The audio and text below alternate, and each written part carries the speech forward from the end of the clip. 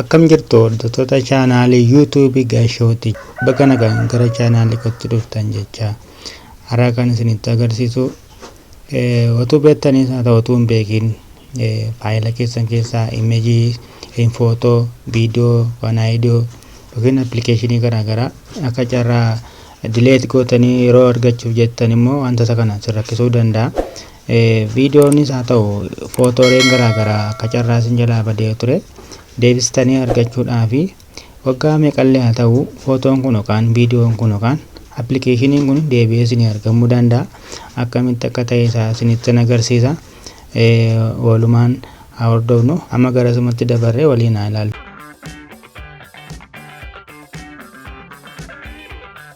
Footoo yookaan appilikeeshinii yookiin aadiyoo yookaan viidiyoolee garaagaraa isin duraa badanii turan kana duraanii otoo beektanii haa ta'u otoo hin beekin akka carraa isin jalaa badee garuu immoo deebistanii argachuudhaaf isin rakkise har'a akkamitti akka ta'e isaa isinitti agarsiisa.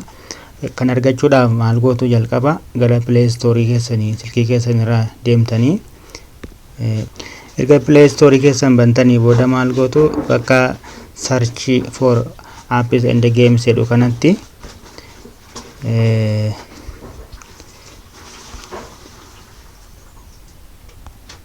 Dampster jettanii barreessitu. Dampster jettanii barreessanii search gootu. Ergasii booda nu barbaade isinii fida. Ergasii kun Dampster jedhee jira jalqabuma rasma jiru kanadha. Yoo irratti buutanii ilaaltanii appilikeeshiniin kun baay'ee kan namatti toludha. Gara gadii kanatti gad dhuftanii ilaaltanii appilikeeshinii kanaa baruudhaafi about this apps jettanii itti buutanii ilaaltanii haayilaatota baay'ee of keessaa qaba. Isaan kana hunda isaanii dubbisuu dandeessu. Vershinii akka inni ta'e namoota meeqatu akka daawunloodii godhe ilaaluu dandeessu. Appilikeeshiniin kun Apriilii 13 bara 2022 akka lakkoofsa biyya alaattidha kan ba'e. Namoota miliyoona 50tu daawunloodii godhee jira hanga ammaatti. Daawunloodii saayiziin isaa yookaan hanga inni qabachuu danda'u meegaabaaytii 15.2dha. Request OS isaa Android 4.4 walitti hojjechuu danda'adha. Silkii amma kana qabatu irratti hojjechuu danda'adha. Baay'ee namatti tola appilikeeshiniin kun jechuudha. Kanaafuu yeroo dhiyoo keessatti appilikeeshiniin kun hojjetame namoota amma kanaatu daawunloodii godhee jira. Kanaafuu maal goona tajaajila kana argachuudhaaf bakka install jedhu kanatti install gochuudhaaf itti buune install goona jechuudha.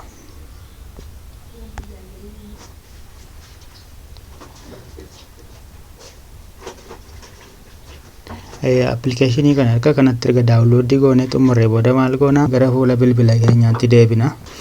Erga gara fuula bilbila keenyaatti deebine booda jalqabarra nu kaa'ee jira. Isuma Dampster jedhee taa'aa jiru kanadha. Ergasii booda bakka kanatti buune install goona. Silkii keenya irratti install goona.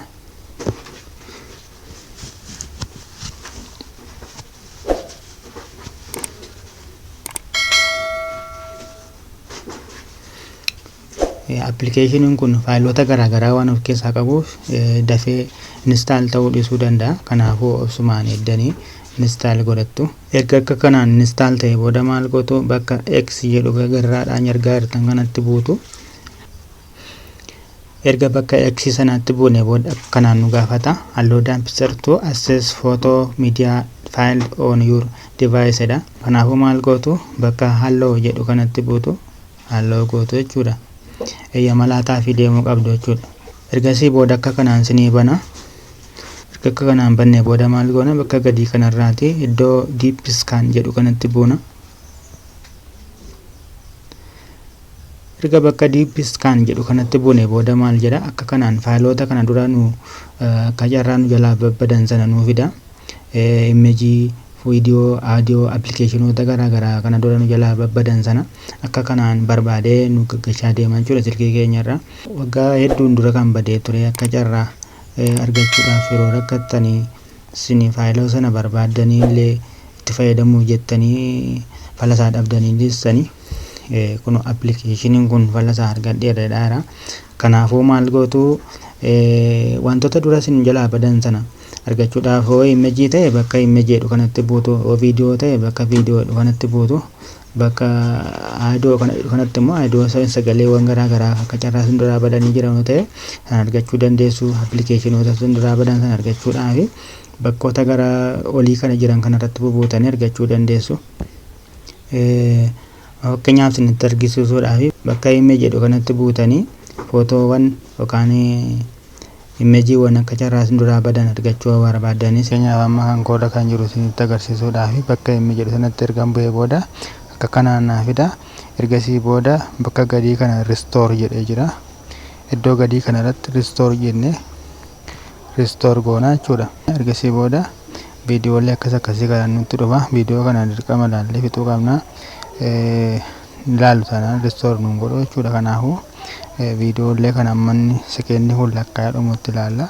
Ergasii booda imeejiin keenya restore nuu ta'a jechuudha. Kanaafuu sekeendiin kun amma dhumutti eenna. Ergasii eeksii gubbaarra jiru kanatti buune gara duubaatti deebina jechuudha.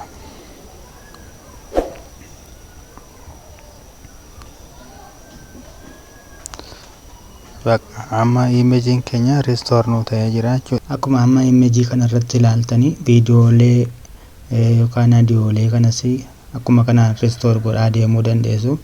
Steppiin isaa wal fakkaata jechuudha. Waan isin rakkisuu hin qabu. Akkuma kanaan itti fuftanii ilaaluu dandeessu. Erga kanaan restore gootanii images, videos, audios, applicationoota garaa garaas akka kanaan restore godhaa deemtanii eessa isinii gashaa deema?